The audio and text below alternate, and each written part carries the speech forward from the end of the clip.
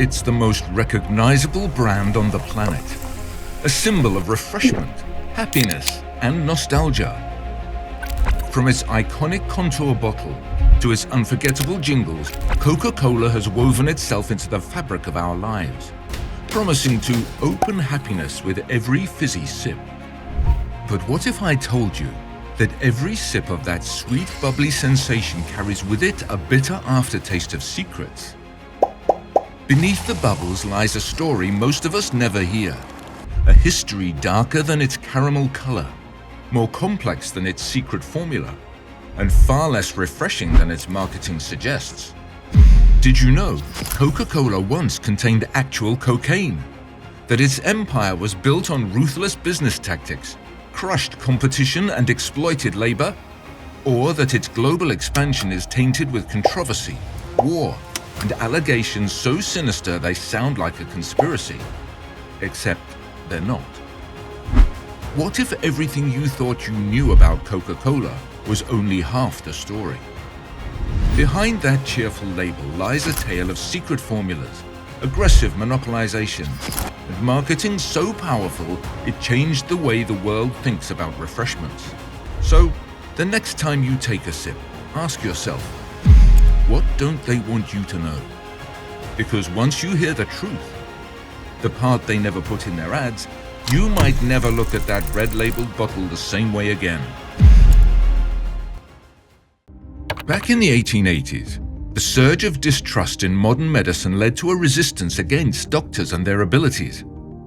This backlash forced many to turn to something they believed they could control: home remedies and miracle cures. And where there's desperation, there are always those willing to profit from it. Several potions, elixirs, and tonics acclaimed to possess a variety of medicinal benefits were created and sold in place of drugs and the truth. These miracle tonics weren't just ineffective. Many were dangerous cocktails of alcohol, opiates, and other mind-altering substances. But in an era without FDA approvals, no clinical trials, no watchdogs, if you could bottle it and sell it, you could make a fortune. One concoction rose above the rest in popularity: Vin Mariani, a simple but potent mixture of wine and cocaine. This French tonic wine was marketed as a cure-all, claiming to boost energy, improve health, and relieve pain, as long as you drank 3 glasses a day. And one man in particular fell under its spell. John Pemberton, a war veteran and pharmacist, was a man desperate for relief. Wounded in battle, he had been prescribed morphine to manage the pain, a treatment that worked too well, leading to a crippling addiction. Searching for a way to free himself from morphine's grip, he experimented with various painkillers, tonics, and stimulants. That's when he discovered Vin Mariani. It worked, or so he thought. The reality? The cocaine in the drink simply replaced one addiction with another. But Pemberton, a chemist at heart, was fascinated. Inspired, he began working on his own formula, tweaking the original wine and cocaine mix into something new. By 1884, he had created the French wine Coca, a drink that blended the stimulating effects of cocaine with his own additions. Little did he know that timing would be his greatest enemy. Just 1 year later, fate dealt Pemberton a crushing blow. Local prohibition laws swept through Georgia, making the sale of alcohol illegal. His wine-based medicine was suddenly contraband. But Pemberton wasn't about to let that stop him. With remarkable determination, he replaced the wine with carbonated water. The result? A bitter concoction that required massive amounts of sugar to become palatable. And just like that, the French wine Coca became a non-alcoholic soda fountain drink, one that needed a new name. That's when Frank Robinson, Pemberton's bookkeeper, had a stroke of branding genius. He combined the drink's 2 key ingredients, coca leaves and cola nuts, to create the now famous name Coca-Cola. But here's where the company's first big lie was born. While the name clearly comes from its main ingredients, the African cola nut and coca leaf, Coca-Cola denies it has any meaning. a claim few would believe. The company also refutes the presence of cocaine in its original formula, even though coca leaves naturally contain it. Coca-Cola used fresh coca leaves until 1903 and didn't fully remove active cocaine until 1929, a secret the company still tries to downplay today. Even after taking the alcohol out, Pemberton still marketed Coca-Cola as a medicine, claiming it was a harmless brain tonic that could cure nerve disorders, indigestion, headaches, and even impotence. But consumers weren't convinced. Selling just 9 drinks a day on average, Pemberton watched his dream fizzle while his health deteriorated. By 1887, desperation and addiction forced him to sell his brand for just $2,300 to an ambitious businessman named Asa Candler. Pemberton wouldn't live to see what happened next. He died the following year, never knowing that his failed medicine would one day become one of the most well-known and loved.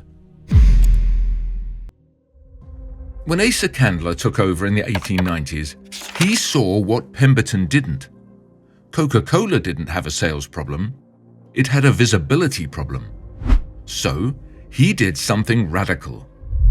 Candler launched what would become one of history's most aggressive marketing campaigns. Coca-Cola placards appeared on every street corner. Full-page advertisements dominated the Atlanta Journal. A 3-story headquarters building rose from the ground in 1898 to show Coca-Cola meant business. One of his smartest moves? Distributing coupons for free Coca-Cola to potential customers. Try it once, he bet, and you'll be back for more. What Candler understood, but wouldn't admit publicly, was that Coca-Cola's addictive ingredients virtually guaranteed repeat customers. One free sample could create a lifetime of profit. Candler's true genius emerged when he recognized that marketing Coca-Cola as medicine limited its reach. Why sell only to the sick when he could sell to everyone? Instead, he rebranded it as a refreshing, enjoyable drink for all. He understood something revolutionary for his time. It wasn't just about the product, but what it represented. Rather than selling Coca-Cola as just a drink, he sold it as a feeling, a lifestyle. He hired celebrities to endorse it. He linked Santa Claus to Coke, forever associating it with Christmas. He poured money into radio and later TV ads, ensuring Coke was everywhere. They even studied car traffic patterns and supermarket layouts to find the best places to put Coca-Cola ads, long before data-driven marketing became a thing. The tagline, "Things go better with Coke," also reinforced the brand's presence in every aspect of life, from sports and entertainment to everyday moments. But did you know that Coca-Cola wasn't initially sold in bottles? The drink was sold mostly from soda fountains, and the company simply had to distribute the syrup, which was then mixed with carbonated water by whoever was selling it. This distribution technique was cheap, as the company spent less on shipping its product. However, this changed when 2 lawyers, Joseph and Benjamin, came to Candler with an idea: bottle it. Candler dismissed bottling as too costly and complicated, but the lawyers had a counteroffer. They'd take all the risks. Candler agreed, essentially giving away the bottling rights, and that decision changed everything. Coca-Cola became one of the first sodas to be bottled and sold in stores. And after years of experimenting, Coca-Cola's distinctive contour bottle was born. A design so iconic, people could recognize it by touch alone. While this bottling deal led to legal nightmares later, in the early 1900s, it was a goldmine. Suddenly, Coca-Cola was everywhere, not just in soda fountains, but in homes, stores, and eventually vending machines. But behind this massive success, Coca-Cola was about to venture into something even bigger, far more controversial, and far more profitable. Because as the world went to war, Coca-Cola saw an opportunity unlike any other. For most businesses, World War II was a death sentence, a time of shortages, rationing, and financial ruin. But for Coca-Cola, the war became its biggest opportunity. Sugar rationing became a necessity during the breakout of war, and while businesses were affected, Coca-Cola found its way to propose an exemption for its business, claiming the drink was a wartime essential. It sounds ridiculous, but the US government approved it. Why? Because Coca-Cola had spent big money on studies that conveniently claimed the drink boosted morale and patriotism. They marketed it as a taste of home, a comfort for soldiers fighting overseas. And then they took it a step further. Coca-Cola secured contracts with the US military, ensuring every man in uniform had access to Coke wherever they were stationed, and for a price as low as 5 cents. In the heart of many Americans, it created a deeper emotional connection as the company received accolades for its patriotism and commitment to supporting the troops, which was yet again another brilliant business idea. But they weren't done just quite yet. It was a global expansion strategy. Coca-Cola got the government to fund the setting up of bottling plants overseas. While they claimed this was to expand America's influence in several parts of the world and support the troops, this deal actually meant Coca-Cola was exploiting taxpayers to expand its empire. And it worked. Wherever American soldiers went, Coca-Cola followed, spreading its brand to locals in newly occupied territories. The war may have ended, but Coca-Cola had already infiltrated markets across the world. But while Coca-Cola wrapped itself in the American flag, something bigger was happening behind the scenes. American soldiers weren't the only ones supplied with Coke during the war, as Coca-Cola was also supplying Nazi Germany. Not so patriotic after all, as they were playing both sides. As young Americans died fighting fascism, Coke was sold at Hitler youth rallies and advertised in Nazi propaganda materials, all while Coca-Cola's American branch upheld its patriotic image. But when World War II escalated, supply chains were cut, and Coca-Cola could no longer ship its syrup to Germany. That's when Max Keith, head of Coca-Cola Germany, came up with a backup plan. Using leftover ingredients and food byproducts, he created a new beverage specifically for the German market, what we now know as Fanta. Yes, that Fanta, born in Nazi Germany, was Coca-Cola's way to keep profiting during the Holocaust. To this day, the company downplays these connections. Just another secret filtered out before reaching your lips. Ironically, Coca-Cola's biggest secret isn't its recipe. In fact, the formula is available on their website. Rather, its secrets are in its ruthless marketing tactics.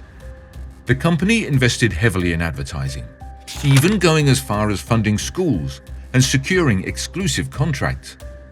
For as little as $3,000 a year, Coca-Cola controlled which products schools could sell. Schools could earn extra money by selling more Coke to students, a strategy the company exploited to build brand loyalty from an early age and turn children into lifelong customers. But that's just the tip of the iceberg. As early as the 1880s, concerns were raised about Coca-Cola's impact on health. While the consumption was associated with concerns of rotting teeth, studies showed that it posed a variety of other serious health risks like obesity and diabetes to consumers. For most companies, this would have been a PR nightmare. For Coca-Cola, they bought their way out. The company tried to divert the attention of people from the role their sugary beverages played in these health issues by funding researchers and health organizations to push the idea that obesity wasn't caused by diet, but by a lack of exercise. One example was donating millions to a non-profit organization called the Global Energy Balance Network to downplay the role of sugary drinks in obesity. Behind closed doors, the company spent millions buying political influence to fight sugar taxes and dietary restrictions. Representatives who received Coca-Cola's campaign contributions mysteriously became vocal opponents of public health measures. And when their sugar empire started attracting too much heat, Coca-Cola knew this strategy wasn't going to last for long. and in an attempt to distract the masses from the negative effects of Coke, they ventured into several other businesses and promoted them, one of which became an epic disaster.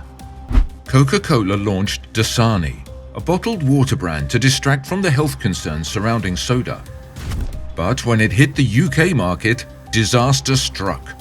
It was revealed that Dasani wasn't special spring water. It was just purified tap water. Even worse, the purification process contaminated it with a cancer-causing chemical. The backlash was instant. Coca-Cola was forced to recall the product, and Dasani collapsed in the UK. But this was nothing compared to the darker allegations Coca-Cola faced across the world. As Coca-Cola expanded globally, the company was accused of devastating communities in India, Latin America, and Africa. In India, Coca-Cola factories became notorious for their excessive water extraction practices, which led to drought in communities, killing plant and animal lives in the affected areas. In France, children died from drinking contaminated Coke, leading to a national ban. One of the worst controversies Coca-Cola was involved in took place in Colombia, where union workers at a Coca-Cola bottling plant faced something far worse than exploitation: death. 8 union leaders were tortured and killed, allegedly by paramilitary groups working in coordination with plant management. And what was Coca-Cola's response? Denial, just like always. The company was also accused of using forced labor of children in its production. But just like every other business, its foundation is rooted in dark secrets that have kept the company thriving. Perhaps the most tragic of Coca-Cola's global impacts is in Mexico, where Coca-Cola addiction has reached catastrophic levels. 1/3 of children and teenagers and 7 in 10 adults are overweight or obese, largely due to the heavy marketing of sugary drinks and processed foods. Shockingly, the average Mexican drinks around 160 liters of Coca-Cola per year, with some infants consuming it before they reach 6 months old. The addiction is proving deadly, as type 2 diabetes, now the region's leading cause of death, claims at least 3,000 lives annually. Nowhere is this crisis more evident than in Chiapas, where Coca-Cola is easier to find than clean water and costs the same. In towns like San Cristobal de las Casas, where Coke isn't just a drink, it's a way of life, the population is slowly being destroyed by an industry that thrives on addiction. And Coca-Cola? They've done nothing to stop it. But despite these scandals, Coca-Cola's biggest backlash didn't come from health concerns, war dealings, or corporate corruption. It came from something far more trivial. They changed the taste. By the 1900s, Coca-Cola was no longer the only player in the game. The soda industry was expanding, and new competitors were rising. One company in particular was coming for Coke's throne: Pepsi. Coca-Cola had a golden opportunity to eliminate Pepsi in 1933, when the struggling company offered to sell itself for just $50,000. Coca-Cola turned them down, and that decision would come back to haunt them. Going against each other, Pepsi reverted to competing with Coca-Cola using its taste. And in 1975, they launched a bold attack: the Pepsi Challenge, which turned out to be a success. In blind taste tests, people consistently chose Pepsi over Coke, and Pepsi made sure the world knew it. Their ads were everywhere, rubbing the results in Coca-Cola's face. The message was simple: Pepsi tastes better. And suddenly, Coca-Cola wasn't invincible anymore. Sales started slipping. Pepsi was stealing market share. Coca-Cola tried everything, but nothing worked. So, in a moment of desperation, the company took the biggest risk in consumer history and announced that it was changing its formula to improve its taste. Marking the first formula in 99 years, Coca-Cola released the new Coke, which had proved in various previous tests to be better than the original Coke and even Pepsi. However, the company didn't envision the firestorm this change would bring. The reaction was instant outrage.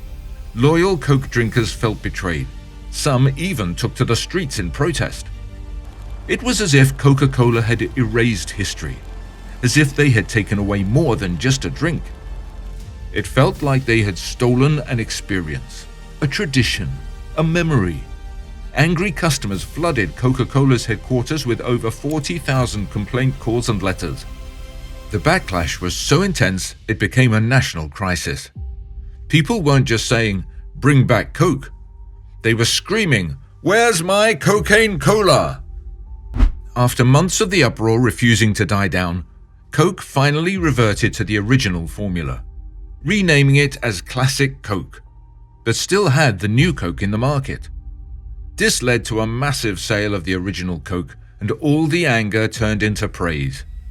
In the end, New Coke was a massive failure, but also Coca-Cola's biggest success.